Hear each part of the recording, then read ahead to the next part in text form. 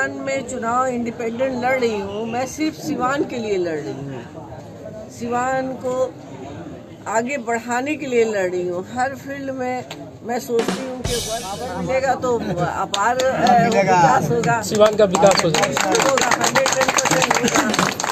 हमारी तरफ से 110% कोशिश होगी कि जो बच्चों के लिए समर्पित चीज़ है, जो स्पोर्ट्स है, चाहे इंडोर स्टेडियम हो या राजेंद्र स्टेडियम हो, या हमने तो हर गांव में भी कहा है, हर ब्लॉक स्तरीय के एक बच्चों के लिए प्लेग्राउंड बता दूं कि मैं भी चुनाव में हूं और मैं इस बार निर्दलीय हूं।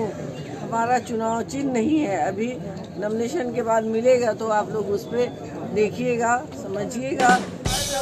मैं सांसद का अपना फंड होता है और हम जैसे पहले डॉक्टर मोहम्मद शहाबुद्दीन साहब ने जो कार्य किए हैं, जो जिस तरीके से किए हैं उन्होंने, वो कि अपना फंड तो फंड दूसरे सांसदों से, दूसरे विधायकों से, राज्यसभा के सांसदों से उन्होंने अपने सिवान के लिए, बहुत सारे सिवान की सेवा के लिए निकली हूँ।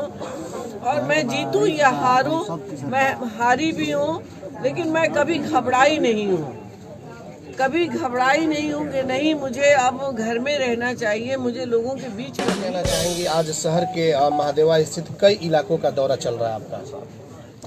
देखिए, दौरा नहीं चल रहा है, ये सारे हमारे अपने घर हैं, सब लोगों में हमारी पहले से आना जाना है। तो चुनाव का दौर है तो मैं चाहती हूँ कि फिर से सभी को बता दूँ कि मैं भी चुनाव में हूँ और मैं इस बार निर्दलीय हूँ।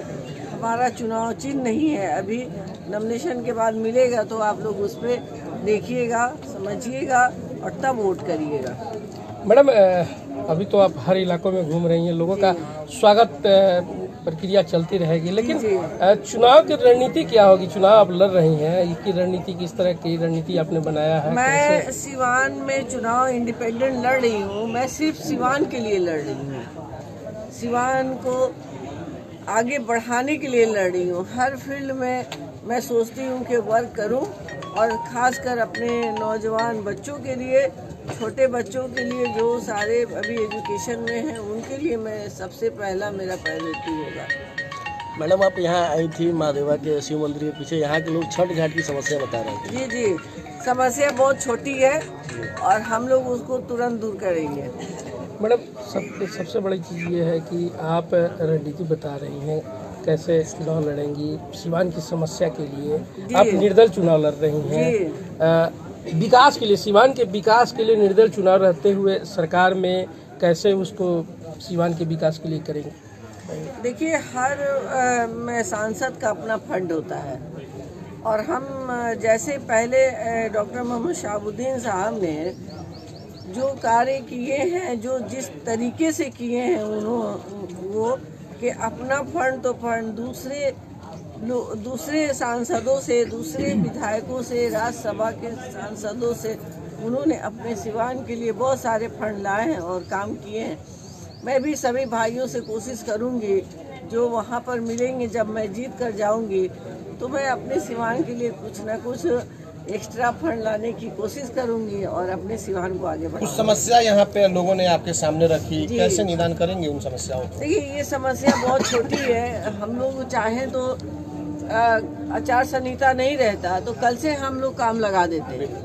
ये इतना छोटा समस्या तो मैं खुद ही इसको पूरी कर सकती हूँ बगैर कोई पावर के।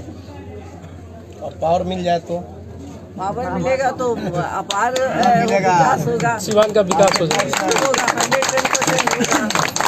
ठीक। बहुत सारे लोग जिस तरीके से आप दौरा कर रही हैं, विपक्षी घबरा गए हैं कि इस बार जो हिना साहब है बिल्कुल अलग अंदाज में चुनावी दौरा कर रही हैं। देखिए, कोई विपक्षी नहीं है, चुनाव लड़ने का अधिकार सबको है, तो सबकी अपनी अपनी सोच है, हमारी अपनी सोच है।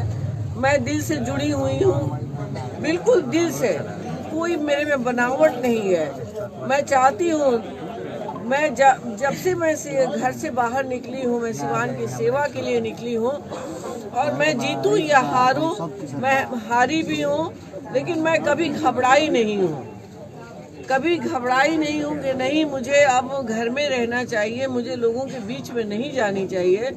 लेकिन समाज सेवा जो है ना, वो अगर आपके दिल में आ जाता है कि आपको करना है, तो आप मरते दम तक अपने सिवान के लिए सोचते रहिएगा, अपने लोगों के लिए, अपनी माँ बहनों के लिए, नौजवान के लिए, भाई बंधु के लिए, हर तरीके से आप समर्पित भाव से सेवा करिए। मैम, पूर्व सांसद साहब ने बहुत सारे काम किए शिक्षा के क्षेत्र में, खेलों के क्षेत्र में, और अभी देखा जा रहा है कि इंडोर स्टेडियम जैसी जगह जो है वो वैसे जो विकास है वो रुके हुए हैं, बिल्कुल जीर्ण शीर्ण अवस्था में पड़ा हुआ है।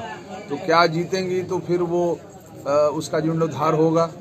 जी बिल्कुल, हमारी तरफ से 110% कोशिश होगी कि जो बच्चों के लिए समर्पित चीज़ है, जो स्पोर्ट्स है, चाहे इंडोर स्टेडियम हो या राजेंद्र स्टेडियम हो, या हमने तो हर गांव में भी कहा है, हर ब्लॉक स्तरीय के एक बच्चों के लिए प्लेग्राउंड होना चाहिए। मैं उस पर भी वर्क करने की कोशिश करूंगी, और खेल के मामले में और एजुकेशन के मामले में मैं कभी पीछे नहीं रहूँगी।